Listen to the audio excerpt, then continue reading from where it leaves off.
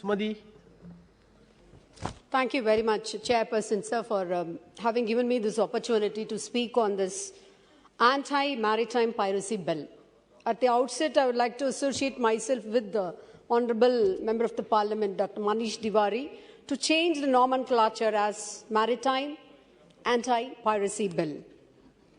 Sir, my story starts at sea, a perilous voyage to an unknown land, a shipwreck. The wild waters soar and heave, the brave vessel is dashed all to pieces, and all the helpless souls within her drowned. Thus Shakespeare describes the natural calamities and dangers of a sea voyage. But apart from these, the pirates of the sea are the most dangerous threat, who seize, destroy any ship at high seas and sometimes even at the harbours at shore.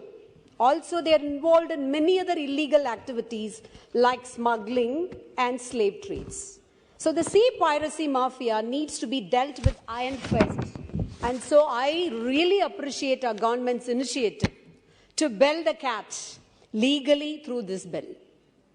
So according to the International Maritime Bureau of the ICC, piracy attacks on ships were increased by 20% between 2019 and 2020.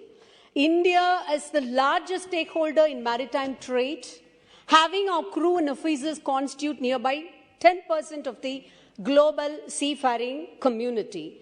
And thus it's high time to have this bill passed, and we have our Union Minister here right now for the External Affairs, Dr. S. Jaishankar, who has laboured much to bring this bill to see the light of the day. I appreciate wholeheartedly his efforts and hope this will bring sea changes in the Indian maritime history.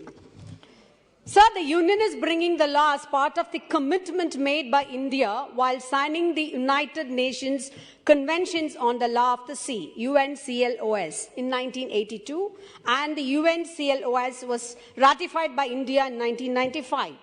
I welcome this bill, but would like to draw the attention of this august House through you to some major incidents. Sir, the introduction of this bill comes after some days after 18 Indians aboard a crude oil ship carrier were kidnapped off the coast of Nigeria. Some time ago also, the House would not have been forgotten. An incident had been reported about our fellow Carolite fishermen being killed by the authorities in an Italian naval ship.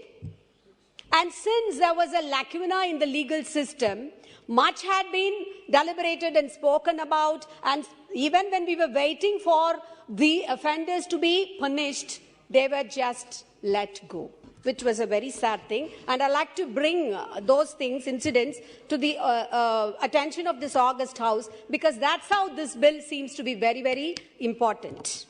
So, to have a separate domestic legislature on piracy, as well taking care of the fellow fishermen from all the states of India is also very, very important. Yes, yes. That's the point I would like to make here.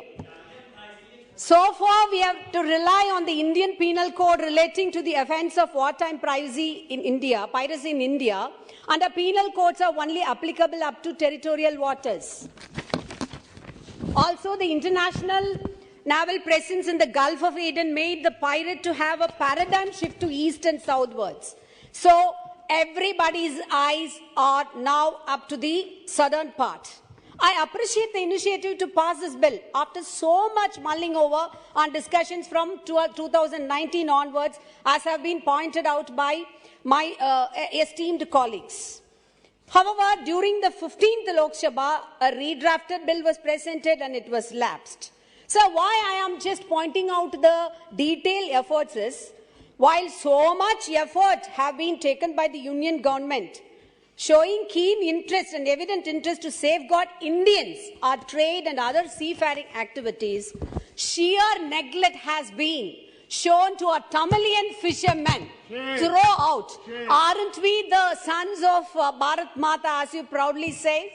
So whenever there is a Tamilian fisherman being attacked by the Sri Lankan Navy, Yes. Sri Lankan Navy, the headlines will scream that Indian fishermen are attacked, whereas in Gujarat, I won't budge in. Whereas Tamilian fishermen are attacked, the headlines will scream, Tamilian fishermen are attacked. I beg your pardon. But wherein Gujarati fishermen are attacked, then the headlines will say Indian fishermen are attacked. Why this stepmotherly treatment to us? Our Chief Minister, Thamizhachi MP Stalin, has umpteen number of times raised this issue, and our floor leader, respected member of the parliament, Sir T.R. Balu sir, also has raised this issue in the parliament. But recently, how many incidents have been, listed?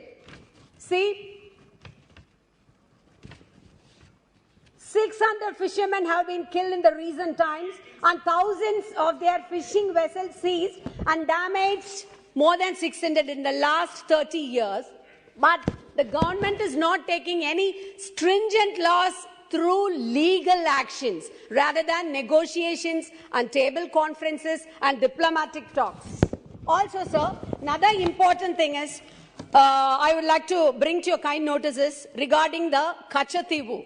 Yes. Sir, Kachativu was ceded to Sri Lanka in violation under the 1976 agreement, but without the approval of the two houses of parliament.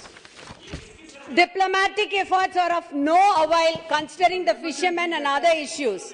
India should step into action to reclaim and bring it under our sovereignty. If necessary, the International Court of Justice may also be approached. Sir, no doubt, I welcome this wonderful, important piece of legislation whereby the union government is empowered to notify designated courts for the trials of piracy and also to increase the scope of maritime navigation beyond the territorial waters to cover economic EEZ.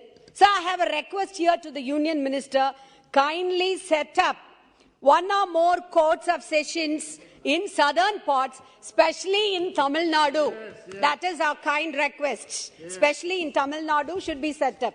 Sir, as has been pointed out by the members of my respected colleagues here, the punishment of a death penalty is not at all advisable, and as had been rightly pointed out by the union minister here also, we hope that it would be abolished, because we have had this history of Justice V.R. Krishna Iyer, the pioneer of judicial activism, who is a strong advocacy against the capital punishment, and our CM is also, all of us are against it, and our own Mahatma Gandhi, we have him, who has said that I cannot in all conscience agree anyone being brought to gallows. Even countries like USA, Italy, who have been part of this, which have been refrained themselves from this capital punishment.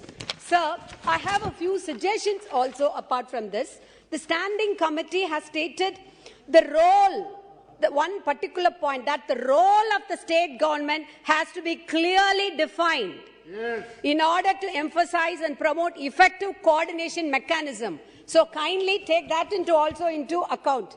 And again, sir, one more point. There is no mention of international cooperation for the repression of piracy in this bill, which should be addressed. And since our Prime Minister has proudly announced as the head of the G20 summit that one earth, one family, one future, I'd like to request our Honourable Union Minister through you, sir, that he has to consider our fishermen from Tamil Nadu also, because local issues are very, very important and it needs to be addressed. We are very happy. We welcome this bill, but still they have to take into account the plight of our fishermen. Hence, with all these suggestions and requests, I'd like to ask the Honourable Union Minister through you to take into consideration of the above points as well before passing the bill. Thank you very much.